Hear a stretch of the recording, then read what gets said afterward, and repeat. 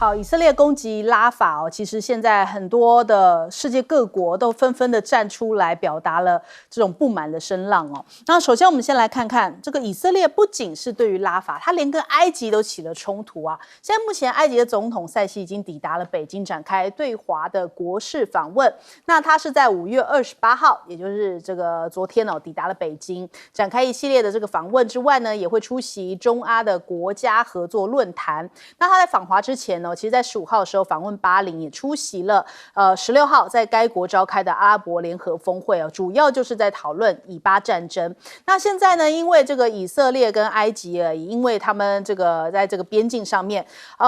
交战，导致了埃及的士兵丧命的这件事情哦，所以他们现在官员也取消了跟以色列这个同行的一个会议。那埃及也警告啊，以色列要停止煽动哦，所以埃及现在目前军方正在调查，到底责任到底是出在谁那一边呢？那也向以色列提出不要煽动危害边境安全的强烈警告措辞。埃及呢，其实他现在目前扮演的角色，他很积极在斡旋以巴的这个停火谈判啊。那其实以巴冲突对于埃及来说压力也非常的大，因为以色列就一直想要把这个巴勒斯坦的人全部都赶到埃及这边去了，所以埃及这边也承受非常大的压力。但没想到现在以色列也把炮火也要对准埃及哦，所以埃及的一名安全部门的高级官员啊，就讲说已经告知有关各方哦，以升级在这个拉法的军事行动破坏了谈判的努力哦，恐怕会导致严重的后果。也就是说，现在恐怕更难以调停跟斡旋了。埃及的外交部也讲说，现在暴力升级将会造成严重的后果。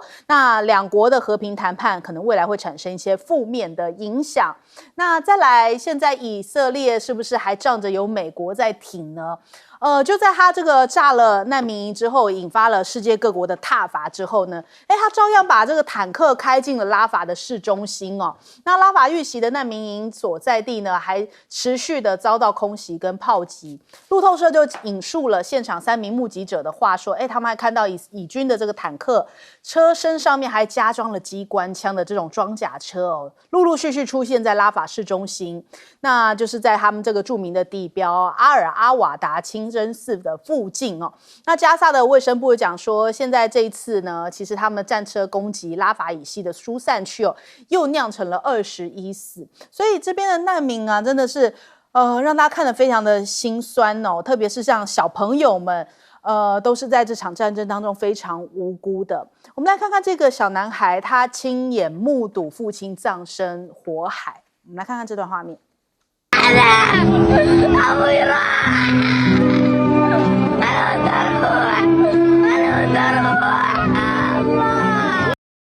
好，看了让大家非常不忍哦，就是这样子生离死别，就是自己的亲生父亲这样子的一个别离的场面。那这其实也不光是他，这现在已经非常多的拉法的小朋友都已经是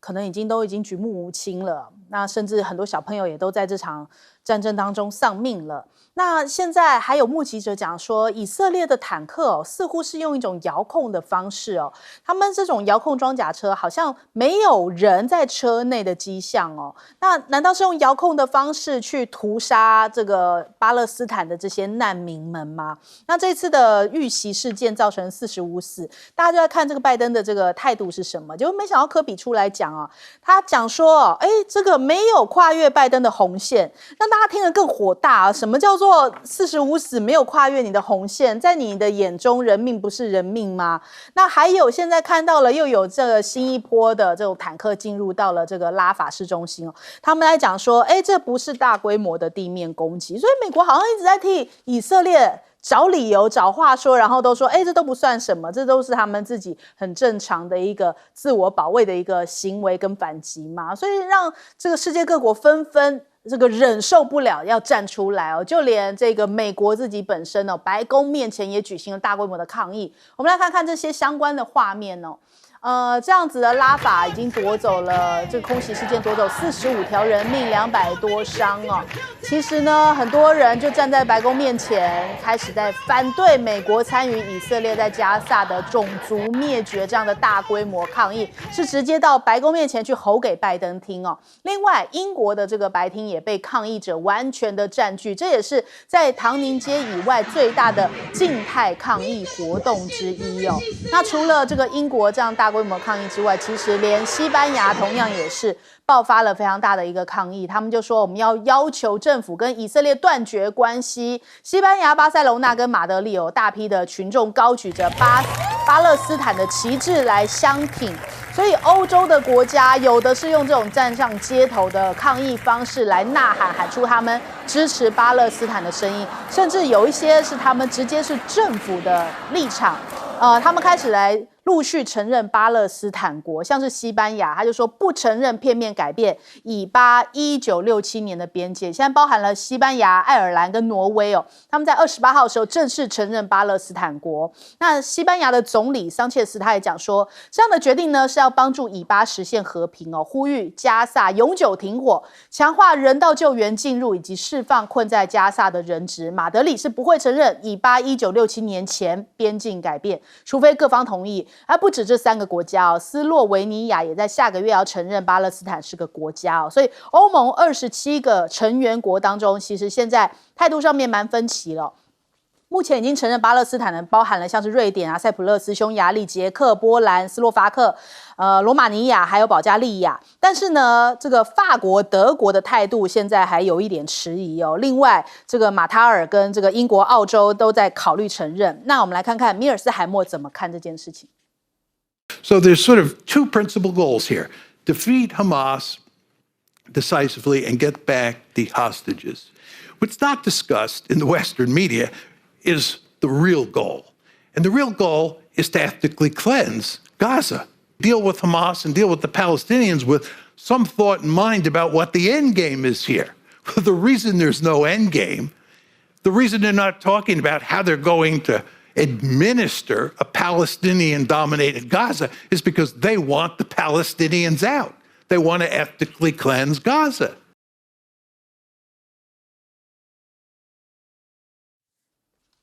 好，我们来问一下永平姐怎么看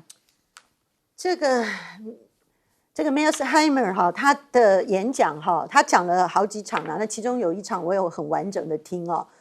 那真的很恐怖，因为以色列呢是根据他的看法是绝对不会接受两国方案的，可是绝对不会接受两国方案，他要的大以色列呢，里面巴勒斯坦人是住了700万人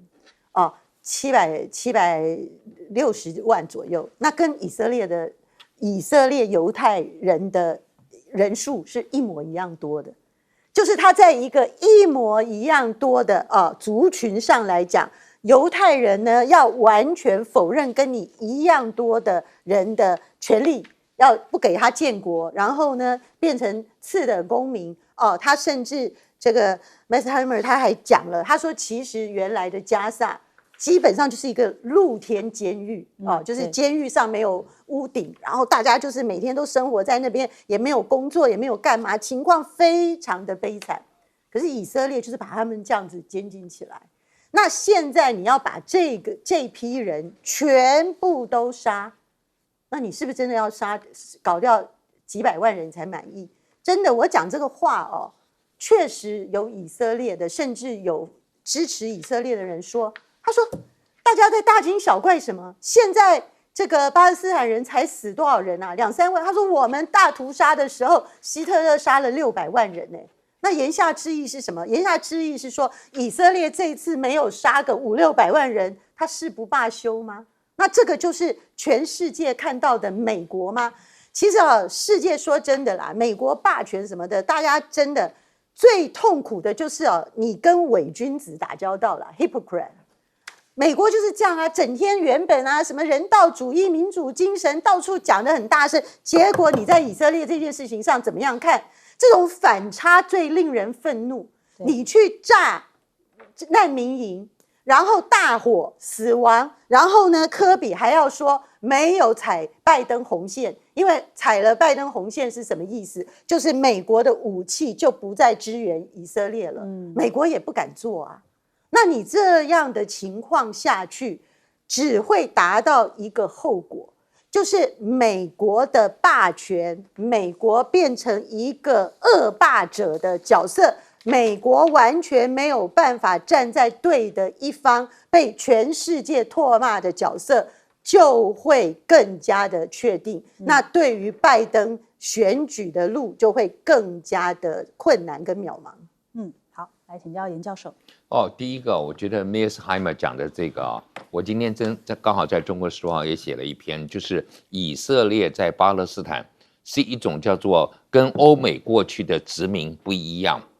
这叫移居者的殖民主义。那这种移居者的殖民主义就有点类似美国自己进入新大陆之后，他把印第安人杀了，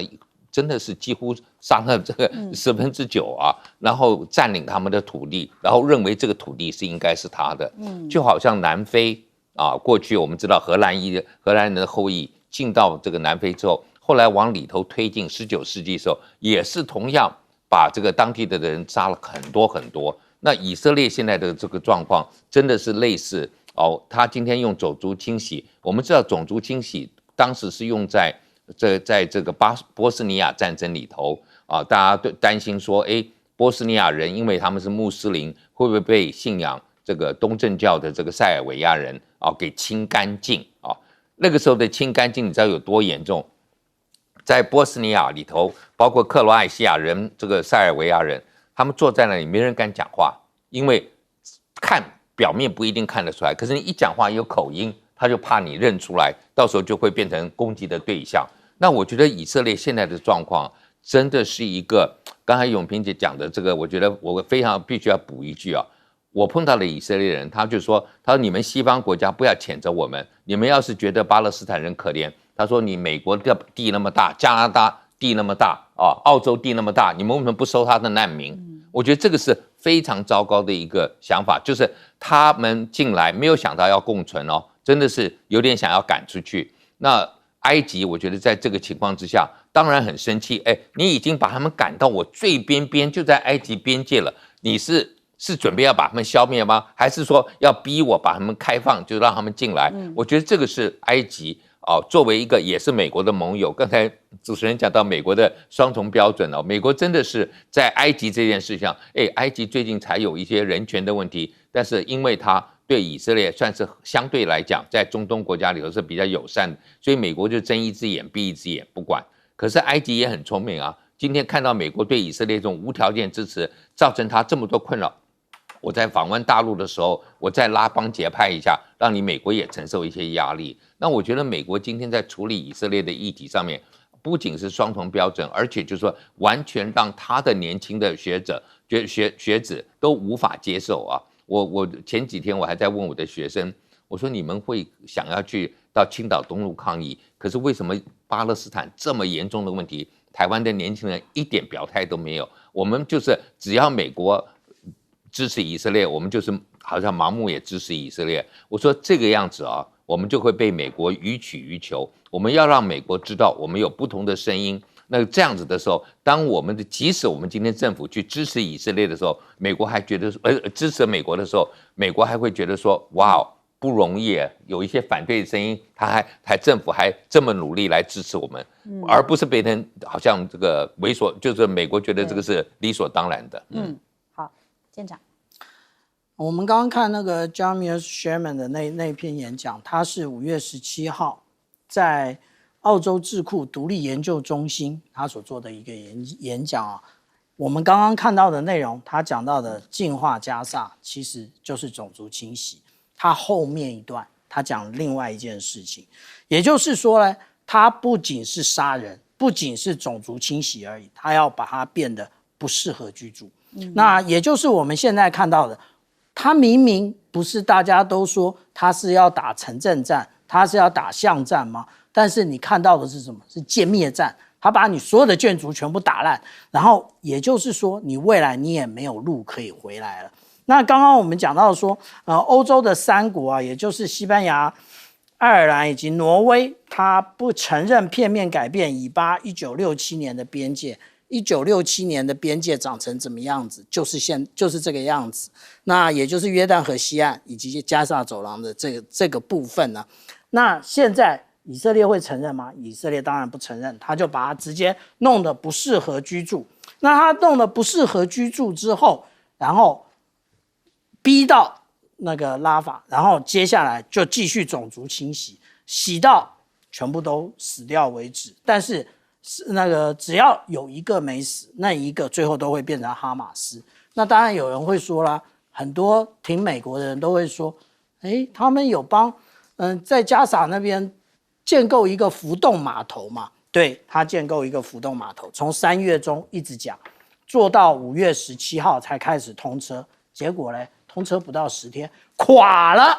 现在那个已经冲垮了，根本不能用了。然后，所以我们说啊，强权从来就不会为别的国家考量，他心中永远只有自己。好，我们先休息一下，广州忙回来。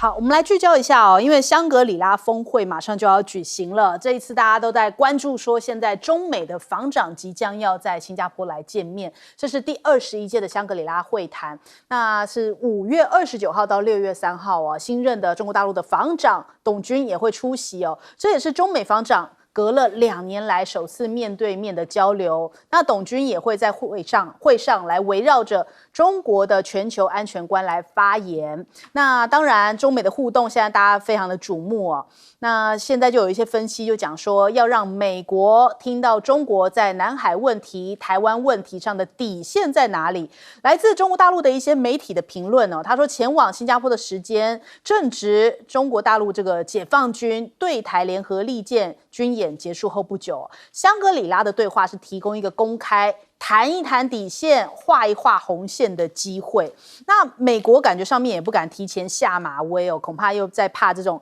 尴尬的场面再次发生。上一回奥斯汀跟李尚福哦，他们在2023香格里拉的会谈的晚宴，他们之间是被隔开的。那2个人呢就是这样子，见到面握个手之后，就没有任何的对话了。所以现在看起来，好像美国对于大陆的关税制裁是8月份才开始嘛，是不是也是避免现在在这个香格里拉峰会之前有任何的这种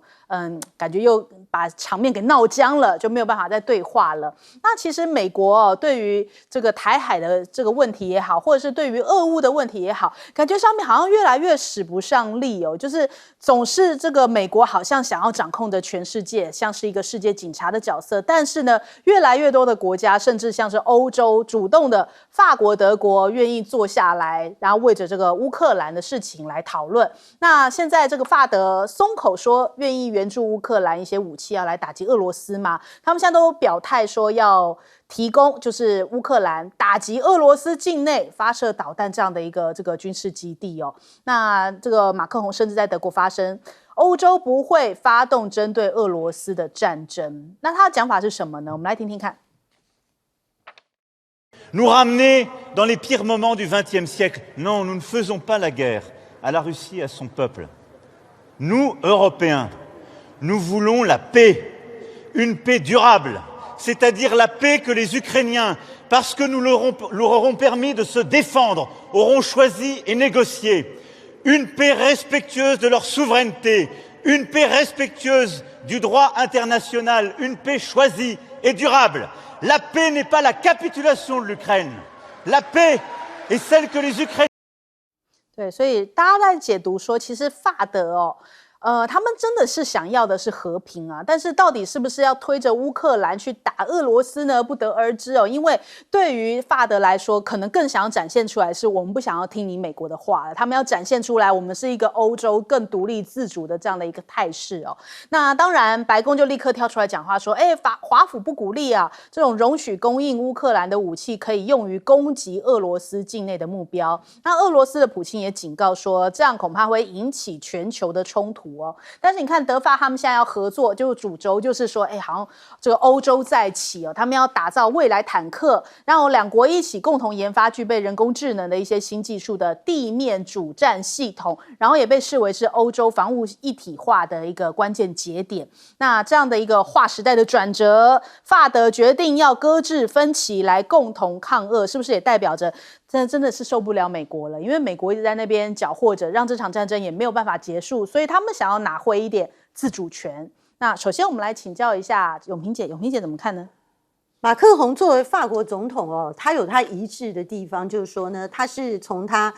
一开始当选到现在，他都一直主张说欧洲要有这个防卫权的自主性哈，他确实是这样的主张。可是他在对乌克兰跟俄罗斯的这个事情上面呢，他讲话反反复复，譬如说他在第一时间，他确实有对这个和平大家还记得吧？很早期俄乌战争爆发的时候，他还有飞去试图跟普丁见面啊、谈啊，想要中间斡旋什么的。好，那这个时候，马克宏刚才大家看到的这一段影片，他讲的慷慨激昂，而且呢不惜跨越美国警告的俄罗斯红线。红线就是什么？就是你不能够进攻俄罗斯土地上的目标，不管它是不是军事目标，因为俄罗斯因为俄罗斯跟美国不一样，俄罗斯是真小人啊。他说你什么事情不要做你做了以后我就会怎么样，他就会真的怎么样，因为他已经跑去白俄罗斯跟大家要就那个战略性核武演习了嘛，他就已经讲了嘛，他说你如果跑去攻击我本土内的事情，你就会引发严重的后果嘛，意思就是说很可能会这个核战那个核武器。可是马克宏为什么在这个时候跟德国总理说我们分歧先放下啦，我们都讲话慷慨激昂啦，什么乌克兰和平干嘛？各位台湾的好朋友们，欧洲就要选举了，大家只要听到选举2个字呢，所有人就了解了，这就叫选举语言。因为现在他们欧洲议会要选举，马克宏所代表的他那个党呢，目前民调很差，输给那个极右派那个 Marine Le Pen 那个极右的那个极右主义者呢，National Front 呢，那个民调落差很大。那一样的舒兹的那个党呢，现在也是在落后，所以他们2个目前，而且那个投票是很快，就没有几天之后就要投了。所以呢，对他们来讲，他们现在必须采取强硬立场。可是话讲得很硬，反正这就是民主选举的政客里面最典型的部分。他敢不敢真的做呢？我相信他们绝对不敢真的做。因为非常的简单嘛，美国白宫已经讲了嘛，他说华府不鼓励，其实不鼓励就是说你最好不要这样子，因为很简单，如果他们一旦法国、德国帮助乌克兰这个飞弹击中俄罗斯本土的军事设施，引发整个战争的话，北约全部卷入，美国也全部卷入，那美国也要选举啊，美国在这个大选之前，他们敢碰这种议题吗？好，那回到这个香格里拉，美中防长会议呢，那个 Austin 身体又不好，他也没办法做多久了。选后不管是谁当选，就算拜登连任呢，他的健康因素可能也不允许他继续做防长，所以也不会谈到什么，就大家红线重申的话讲一讲，不会有实质意义，一切要等美国总统大选结束后。来请教严教授。第一个我觉得说，今天欧洲的态度跟美国的态度都是希望说，看到马克宏看到这个泽伦斯基得到适当的援助，不要在美国大选前就垮掉因为看得出来，包括普廷也希望能够有一些和平的谈判。那我们现在如果看这个乌克兰的这个俄罗斯占领的地区，它所谓的乌东地区还有大概一大部分，还有大概整个乌东里头大概至少还有1/5到1/6，它没有完全占领，可它也占领了乌东地区以外的地区。我个人的观察是认为说，到最后走上谈判桌，乌东大概会丢掉，那俄罗斯会从非乌东地区撤出来那这样子双方都有一点面子，就俄罗斯也让了一些，所以双方现在都在争取，就是说我占领的更多，我条件就是谈判的条件更强一些。那美国当然不希望这个泽伦斯基在这个时候垮掉，那同样欧洲也是希望他能够稍微撑住一下。那到底到最后，如果今天是11月，川普选赢了，结果逼泽伦斯基走上谈判桌，那欧洲其实说和我无关啊，这是美国人逼出来的。所以我一直认为说，今天大家都是要和平，那包括我认为连普丁都要和平，但是泽伦斯基的想法，他愿不愿意让出来，就是包括克里米亚，包括乌东地区，因为你已经大概是挽回不了了啊。我们知道，就是说很多的战争都是说要谈到和平谈判。回到最后，就是说回到战争之前的状况。那泽伦斯基说我要回到2014年以前，对不起，不太可能，甚至回到2022年以前都不可能。那普丁要求的就是说，现在谁占领多少就是多少。那当然不太可能要求这么多，但是我觉得会有一些土地的交换啊，到时候会达成和平。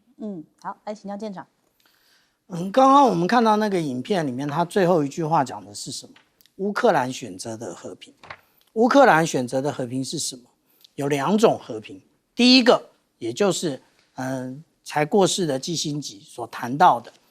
也就是缓冲区。那缓冲区现在看来是不可能。另外，也就是泽伦斯基的和平，也就是打败俄罗斯。那你要打败俄罗斯，也就是刚刚讲的那个样子。那如果是刚刚讲的那个样子的话呢，那也就是印证了在今年年初的时候，英国的国防部长讲的，现在是战前时代，然后之后，波兰的总理也说，对，现在是战前时代，也就是另外一场世界大战准备开打。那这一次的世界大战绝对会出现核武，为什么？因为，普丁已经摆明了，他有超过1000枚的战术核武。他不会用战略核武，可是他会用战术核武。他如果用战术核武的话，那当然前一段时间法国也试射了战术核武的飞弹。那大家这样子射来射去，核武有一个最重要的核心是什么？是不断的升级。现在就在不断的升级，然后一不注意，直接大家就进入了第1级啊。那世界上最厉害的国家都在干嘛？就是别人在打仗的时候，他提供武器去做试验。那我们刚刚讲到的那一个以色列的部分呢，的确，他就是用这种那个人员运输车啊，上面只有一机枪，可是好像没有人。他其实在测试什么？也就是无人的假车。那他的这一个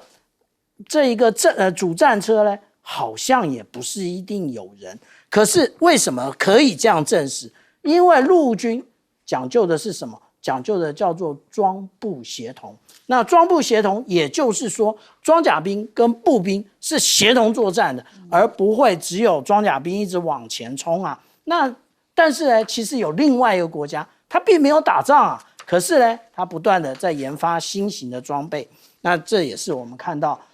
中国大陆的新装备，这个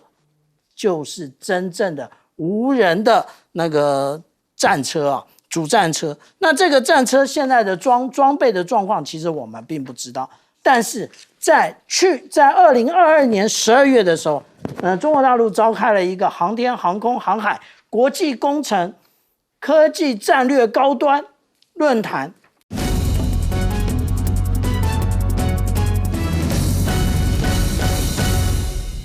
欢迎收看《新闻大白话》，我是主持人翟轩。马上欢迎一下这个阶段加入我们讨论来宾，政大国关中心兼任研究员严正声教授。主持人好，各位观众大家好。前台北市副市长李永平。翟轩好，大家好。前海军舰长吕礼师。主持人好，各位观众大家好。好，现在是不是两岸越来越没有说话的空间了？自从520这个赖清德讲出了新两国论之后啊，的确现在两岸的态势是更加的紧张。那我们看到这个来自中国大陆这边不断的有一些新的这个，比方影片啊，或者是对于台湾的一些喊话，像是东部战区呢，他们的这个七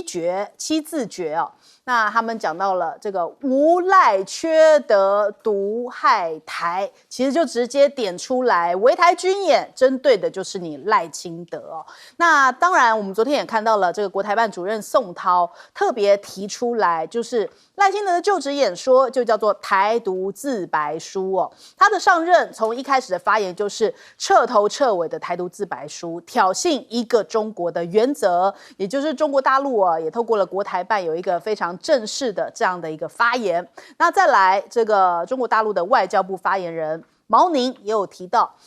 他是说呢，美国你不断在关切这个中国大陆的军演哦，那北京是直接这样定调，就说你现在美国支持的话，就等于是支持台独哦，去破坏台海的和平。现在当前台海和平最大的破坏就是台独分裂行径已经以美国为首的外部势力纵容支持哦，所以等于也是北京直接给予美国一个警告了。那再来，现在中美的海洋磋商哦，台海议题也会这个预料到说会再次的交锋。中方有提到说不要拉帮结派，以海制华，应该要停止支持纵容台独的势力。那美方的讲法是说，重申维护台海和平稳定的重要性哦，并且对于解放军在台海以及台湾周边进行的联合军事演习表示高度的关切。华尔街日报他有讲到，他说现在其实中国大陆还有个动作，就是在这个海南岛的海军基地正在备战台海的冲突哦，北京当局正在挑战美国的制海权，在为潜在的台海冲突预做准备哦。那其实也蛮奇怪的，为什么美国的制海权是在我们的周遭啊？就是离那么远，你的制海权在这边，其实讲的也是蛮奇怪的。这是《华尔街日报》的一个观点哦。那再来，美国好像就是现在继续要插手台海的事情嘛。我们昨天看到，这个有麦考尔来到台湾，那今天又有这个达克沃斯率团访台，他说要展现对于赖清德以及台湾的承诺。他说台湾正面临到来自中华人民共和国日益加剧以及增加的威胁。那如果美国想要保有全球领导的地位，就必须要支持朋友，例如说是台湾。那这是他的个人的一个讲法哦。那美国的一个前国防官员提到了，他说白宫应该要对于台湾的战略有清晰啊，要更加的清晰，才能够有助于强化威慑止战。那他说，美国是否直接介入保台的战略模糊政策，未能够阻止这个中国大陆的建军，所以最佳的止战方案就是要先发制人。他说，拜登你必须要更明确的表态啊，这样让美国来保卫台湾，这是包士可的一个讲法哦。但是也有人有不同的意见，这是美国这个前白宫官员，他就讲说啊，他认为赖清德太过激怒北京了。他说美国最好不要太爱台湾哦，这可能也是美国另一方面的声音哦，不是都只有说这个站在台湾这一边。他说太爱台湾是危险的，因为这会让台湾以为可以采取更过分的行动，一旦擦枪走火，美国也会被卷入其中哦。所以美国也有一些前官员是觉得说，最好是不要表现得太过爱台湾哦。那另外再来，美国的代理人菲律宾现在他们有一些官员呢，在催美国赶快打钱了呀。他说，这个我们菲律宾处在前线呐，那你应该要加大投资哦。那根据《金融时报》的讲法，他说，菲律宾的贸易跟工业部长这些官员开始在敦促美国以及他的盟友来加大这些贸易和投资哦。那他们讲说，我们保持这个经济安全，就有能力来加强国防，所以你美国不能不赶快把钱给打过来啊，让我们怎么去替你在那边卖命呢？那菲律宾需要奶油，不只是枪支哦，这个是这个美国的媒体讲到说，为了要对抗中国大陆，其实华盛顿必须要解决盟友这些经济的问题。那小马可是最近呢，因为跟着美国走嘛，所以呢，他其实跟这个比较亲华的这个杜特地那一派，那边的这个人马是感觉好像越来越难以相处了，所以他现在开除了10几名的远警这些都是出自于杜特地大本营的这个达沃市，所以针对性相当的明显。那菲律宾人到底是怎么样想法呢？根据一个最新的民调显示，就是说如果这个两岸这个台海发生了军事的冲突，其实有84.6%，将近85%的人认为，我们马尼拉应该是保持中立啊，不干我们的事情那不要台湾有事，菲律宾有事就是他们清醒的很那他们说只有10%的菲律宾的受访者认为应该要支持台湾，这恐怕才是真正的国际现实那首先我们来问一下这个永平姐怎么看呢？这个现在两岸更加的针对，那特别是赖清德的两国论之后啊。是，首先我觉得现在北京方面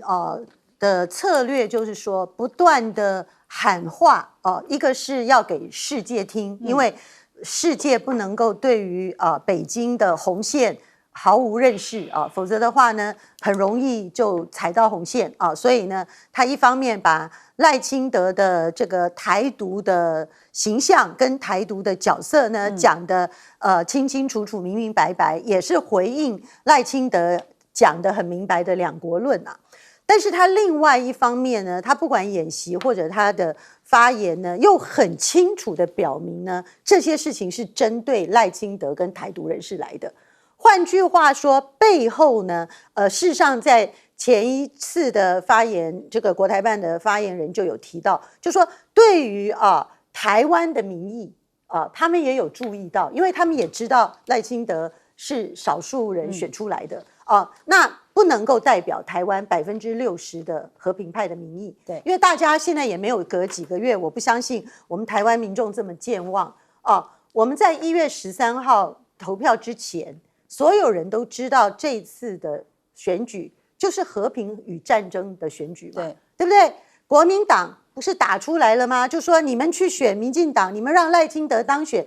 台湾就会面临危险跟战争我们大家准备好了吗？你的生命财产的安全你真的准备抛弃了吗？你的孩子真的准备上前线去送死吗？当时不是大家有一个记得很著名的一个高中生哭着在那边大声的现场节目讲说，我不要为台独而战，我不要为台独去死，我还年轻。他没有投票权他说可是我不要为台独去死，这个事情大家还印象很深刻。那说真的，我们当时说这个选举是和平还是战争的选举，我们有讲错吗？没有讲错现在赖清德上任才多久？1周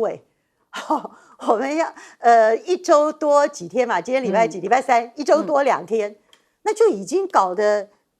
兵凶战危到这么紧张的程度了。这几天我们大家都在讨论，就是而且赖清德自己他的行程他也是都是跑去看军队对不对？所以你就搞得就是这么紧张了。你在这么紧张的时刻，那美国人呢现在就开始辩论了。美国有2派意见今天我们这边呈现的非常的清楚。有的就认为说对于台湾的问题呢，美国要表现的一样明明白白，就告诉台湾人民说，一旦有事，我们绝对会全力去援救。可是这是不是美国的多数意见呢？大家光看乌克兰现在已经被打得惨到那个程度，美国都不肯出一个兵，不肯派一个兵。乌克兰还是美国的盟友台湾甚至连盟友都不是。好，所以美国人当然有另外的，一样都是做国安的，一样都是美国的前官员，马上又反驳说太爱台湾是危险的因为美国不能够再去卷入这个问题。而且呢，他言下之意他在讲什么？他说你们要小心赖清德纳坦雅胡给我们的美国的麻烦不够多吗？整个把美国绑住了。为什么现在全世界大概80%的国家跟人口呢，通通都出来反美国？很简单，因为大家都觉得巴勒斯坦很可怜被以色列这样子的种族灭绝，妇女儿童被他们这样子的无差别的弄死。可是呢，美国人力挺纳坦雅胡，那他的言下之音就是说，赖清德也是一个暴冲的人你太爱他，你太挺他，他会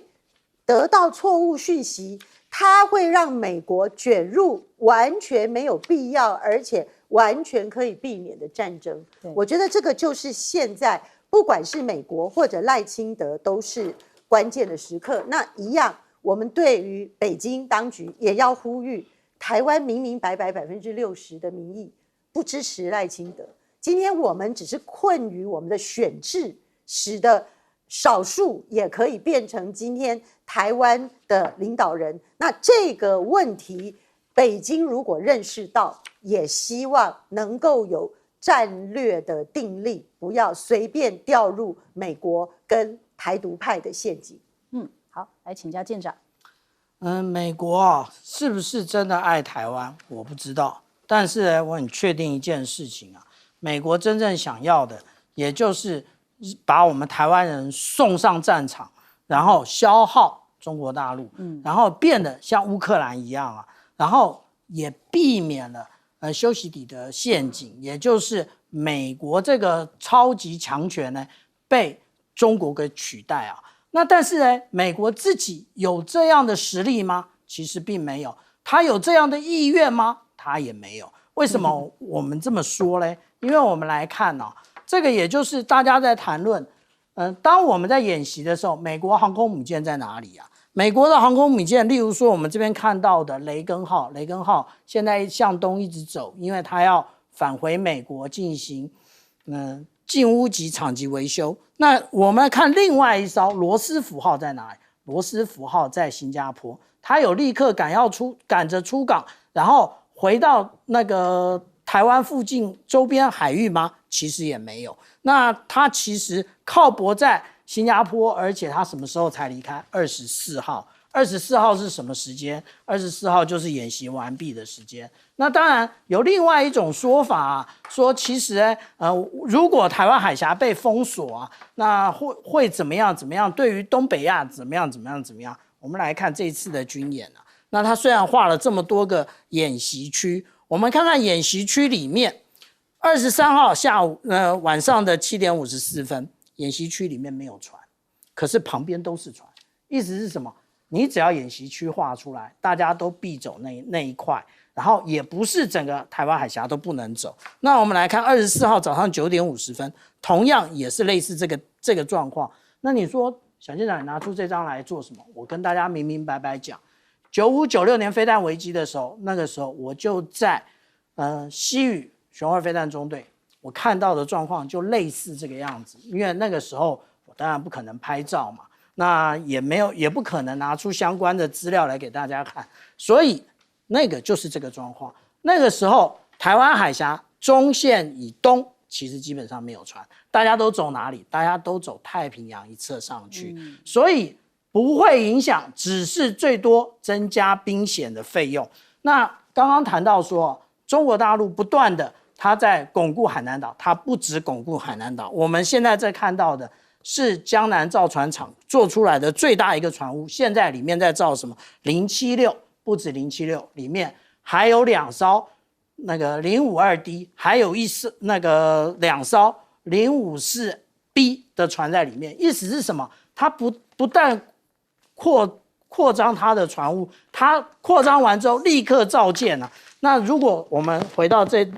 一题来，我们来看海南岛。海南岛的状况，我们看到这一区这个就是三亚的海军基地那海军基地我们看到这里，现在 Google 它的更正很慢但是我们可以看到这里它又做了一个船坞。这个船坞呢，它可以容纳1艘航空母舰，然后旁边还有1艘小的055的万吨驱逐舰都可以放得进去。只有这样吗？并不是。那其实它这一个码头也全部都在扩建，也就是它做这么多船，它不断的在扩建。那我们要证明这是三亚，怎么证明？这里停着航空母舰山东号。那你说只有水面舰如此吗？也不是只有水面舰如此，潜舰也是如此。怎么说？我们来看，这是亚龙湾基地也就是在三亚的过去一点点。亚龙湾基地，我们现在看到它又多了这么多的码头。那这亚龙湾基地是专门停解放军的核动力潜艇的，意思也就是它不但是码头增建了，它连造船厂的厂房以及码头都增建了。所以解放军不断的在扩增，其实解放军才是真正的蓝水海军，解放军才真正的拥有东亚的海权。这个也就是为什么美军现在急着做提康，他为什么不急着造船呢？因为造不出来。好，来问一下严老师。我们看到就是美国这些国会议员或者是一些国防部的官员，甚至是智库的学者，好像很支持台湾，力挺台湾。我必须要讲这个Duckworth 这位这个伊利诺 Tammy Duckworth 这位伊利诺州的女参议员，那她自己是一个非常著名的，就是退伍的军人，那也做过退伍军人部的这个助理部长，所以他对这个台湾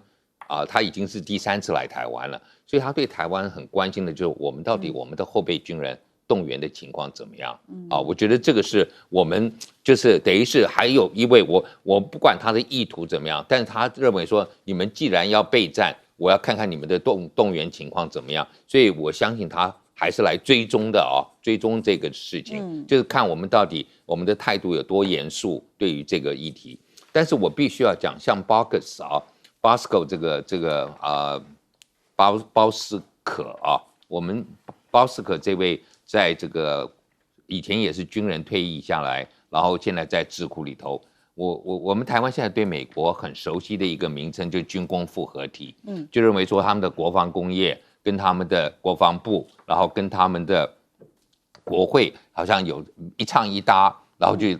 天天鼓励我们买武器，然后这个赚钱，然后这些议员退休之后又到国防工业去工作当顾问等等可是我讲真的，其实不止这3个铁三角，还有一个叫做智库就是像 Bosco 这种智库，因为智库拿很多国防工业的这个捐助，所以他们等于没事要唱和一下，就是提出来，比如说台湾要买什么武器，其实都是为了他们自己智库的 funding 这个钱，所以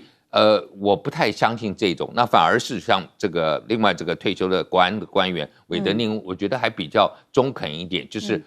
大概你通常我们看到在美国对台湾的议题国防部冲得很凶，但是国务院就会比较做谨守一个中国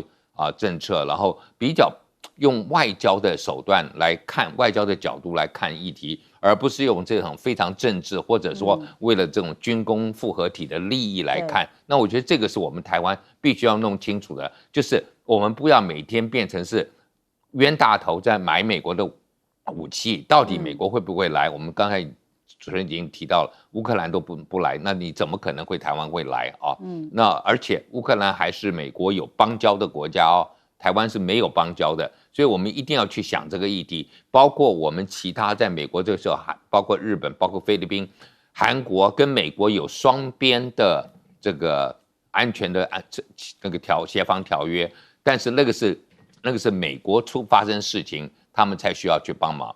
如果今天美国因为出兵援助台湾，美国跟大陆发生了冲突，那他们有可能会去帮忙美国，是不是会帮忙台湾不一定。但是如果今天美国都没有介入，直接介入的话，对不起，我们这些周边的国家根本没有想法，也可以说这么讲，他们完全不需要介入，因为他们没有义务要介入，不像说我们讲说像美国在911遭到攻击，那所有的北约的盟友都需要出来帮忙捍卫，那现在看起来就是没有所以我觉得我们台湾不要每天很乐观的认为说，今天美国的这个亚太地区、印太战略这些盟友都会来加入，那个是他们跟美国单独的关系那如果今天没有一个我们讲说这个多边的一个这个合作的安全的这个组织条约的话，我觉得在台湾不是这个条约的一部分的时候，我们不要去做这样的妄想那这个是其实在台湾我们自己当选择赖清德，你选择一个跟中国对抗的态度的时候，你有没有搞清楚到底这个美国他会出兵的程度是多少，可能性有多少，他是不是愿意这个无条件的来捍卫你？我觉得我们国安单位事实上真的应该要帮赖清德这个不太懂国防的人做一些考虑。好，我们先休息一下，广告之后马上回来。